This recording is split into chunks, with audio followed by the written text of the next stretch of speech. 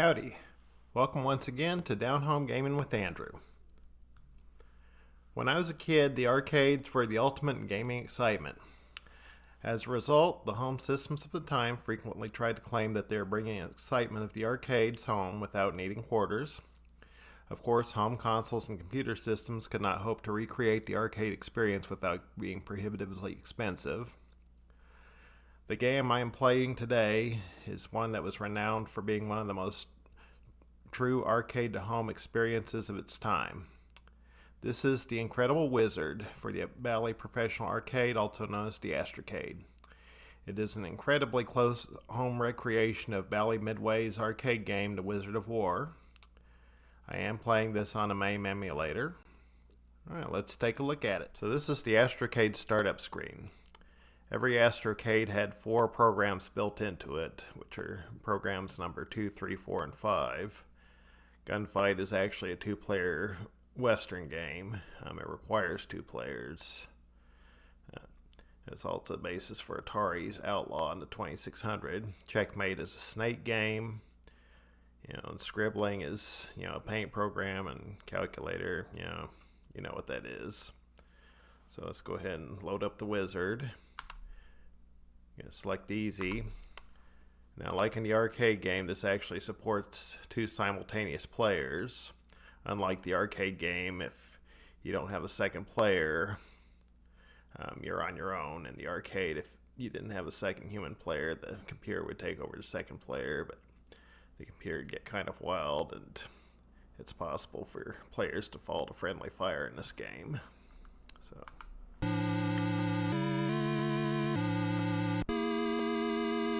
The Dragnet theme was a popular musical ditty for video games back then.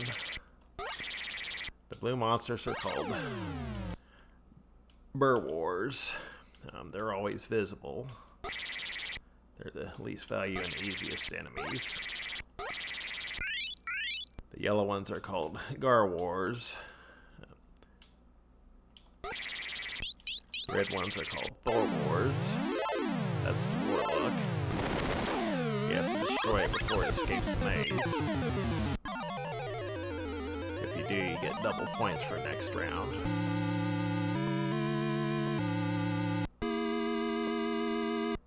Alright, so at the bottom of the screen is a radar, which allows you to track enemies. You don't really need it for the Burr Wars, but the Gar Wars and Thor Wars start disappearing, so you have to use the radar to track them, so you don't get ambushed.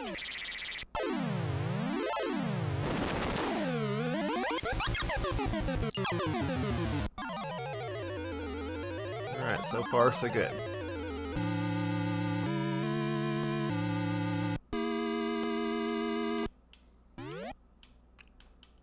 And those arrows at the side are escape tunnels, just like in Pac-Man.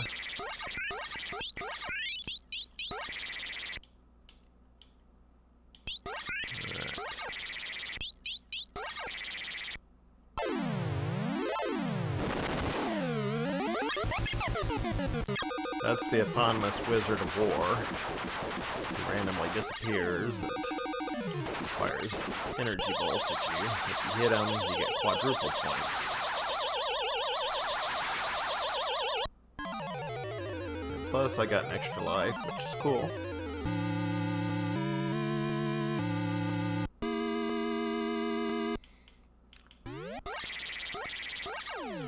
So far, so good.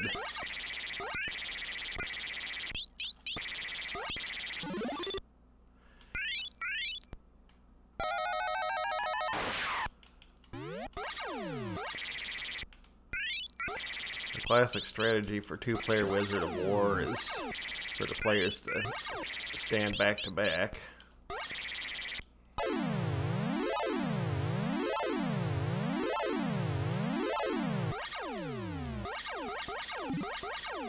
If the Warlock escapes, you don't get a bonus.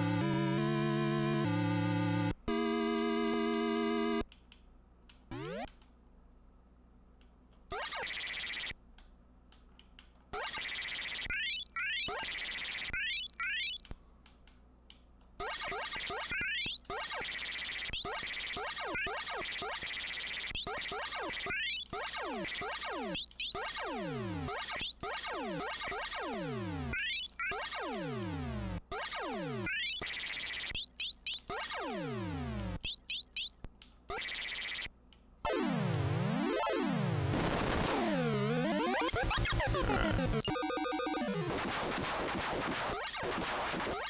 careful. Got the wizard again.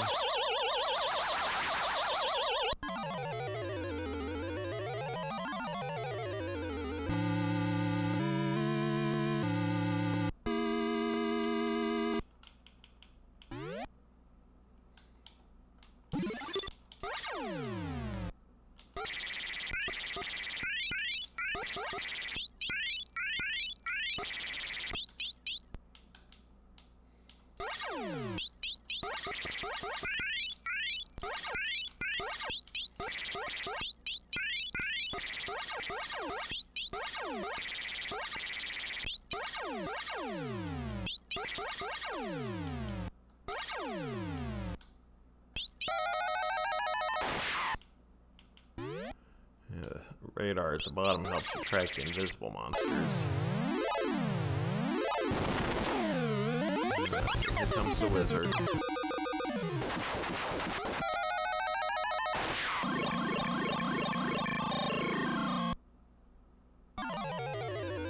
You still get the double bonus for the warlock.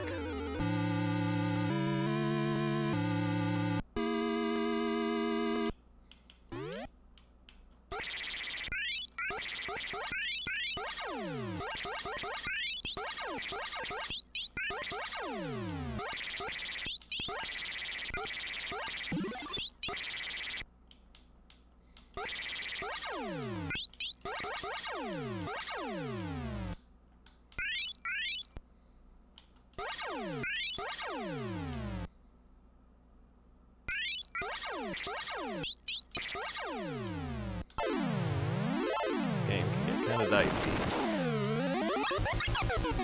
The wizard doesn't always appear after you defeat the warlock.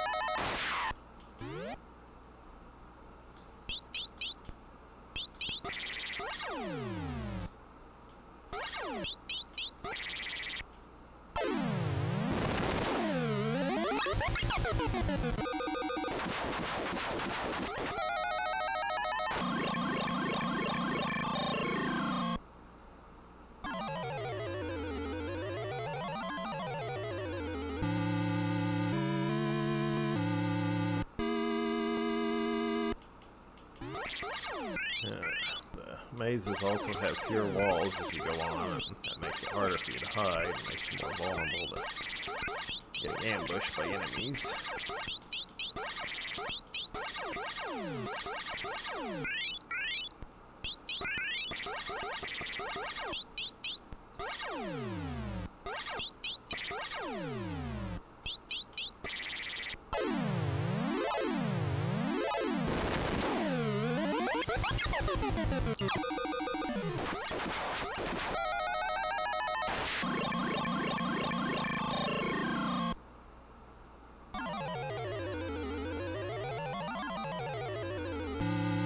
Yeah, still got an extra life.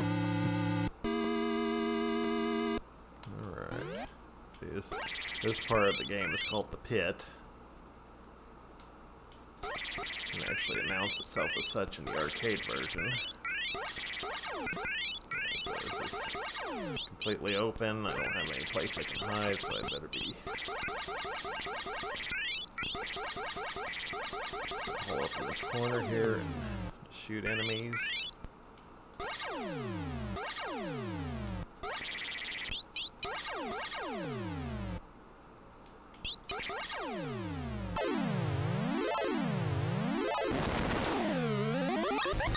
Really interesting trying to go after the Wizard of Wor.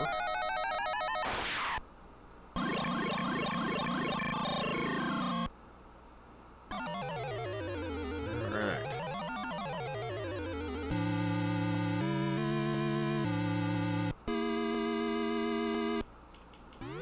Now I get a maze with some more walls, although they're kind of fragmented, so it's...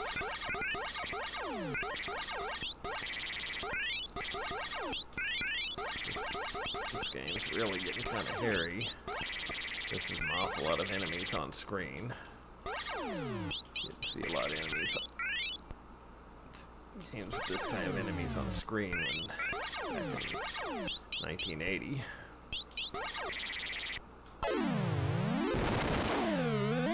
Let's see if I get the wizard this time.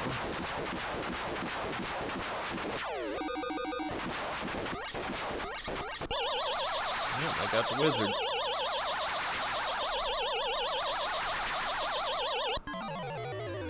And I get quadruple scores.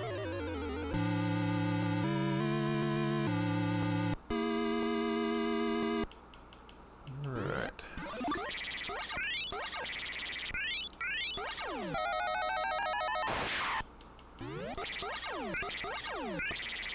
Alright, well, this is my last chance, so I better really make this good.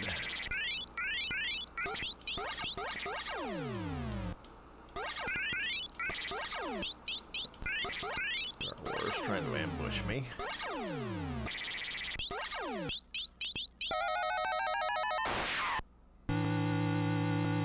Alright. Well, that was the Wizard of... That was the Incredible Wizard. Yeah, it's still a very fun game, even to this day. So it's probably the best score I've gotten in a long time. So, all right. Thank you very much. The Incredible Wizard was, for its time, one of the closest arcade-to-home experiences out there. There's a good reason for this. The Bally Astrocade, originally known as the Bally Professional Arcade, was designed by the same firm that designed many of Midway's arcade games, Dave Nutting Associates. So the Astrocade shared some of the same architecture as those arcade machines. Other Dave Nutting games like Space Zap also made their way to the Astrocade, as did home ports of Midway licensed games like Space Invaders, Galaxy, and Pac-Man, albeit under different names due to conflicting licensing agreements. All these games were closer to their arcade counterparts in the 2600 versions of the same games. The Astrocade was an interesting and rare piece of late 70s gaming hardware. It was originally conceived as a full home computer system. It had an optional keyboard attachment. It came with an alphanumeric keypad built directly into the system. It was extremely advanced, perhaps even more so than the later Intellivision. It didn't see wide circulation because it was only available by mail order, and also because of its $300 price tag. Keep in mind this was in 1978, not 2025. $300 was a lot of money. The Astrocade's controller was meant to evoke the various control schemes of 1970s arcade games. It was shaped like a pistol stock with a trigger-shaped fire button. The joystick was the knob at the top, which could be either used as an 8-directional joystick or twisted side to side like a paddle. The Astrocade always fascinated me as a kid, and ever since I read about it in Jeff Robin's Complete Guide to Conquering Video Games. I've only seen them in the wild twice. I was able to emulate the Astrocade thanks to the efforts of a wonderful comprehensive website called Bally Alley, which tells you everything you could want to know about the Astrocade, including how to set up and maintain them and how to emulate them. The gentleman who runs Bally Alley also has a YouTube channel and is much more knowledgeable about the Astrocade than myself, so check it out. Thanks once again for watching. See you next time.